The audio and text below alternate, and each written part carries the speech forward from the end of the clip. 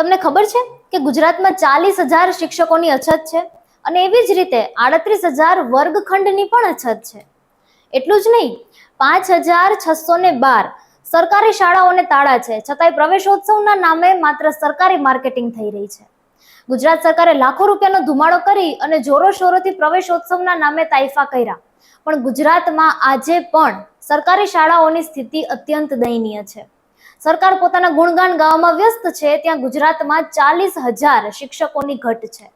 ભરતી કેલેન્ડર મુજબ ભરતી થતી નથી, જેના કારણે વિદ્યાર્થીઓના ભવિષ્ય સાથે રમત રમાઈ રહી છે. શાળાઓમાં 38,000 વર્ગખંડની અછત છે, જેમાં 10,000થી વધુ વર્ગખંડ તો પડું હાલતમાં છે, જેના કારણે ગામડાના વિદ્યાર્થીઓ બિચારા ઝાડ નીચે બેસી અને અભ્યાસ કરતા હોય છે. 5,612 સરકારી શાળાઓને બંધ કરી દેવાય છે અને 341 શાળા એવી છે જ્યાં તમામ ધોરણના વિદ્યાર્થી એક જ ઓરડામાં બેસી અને અભ્યાસ કરે છે.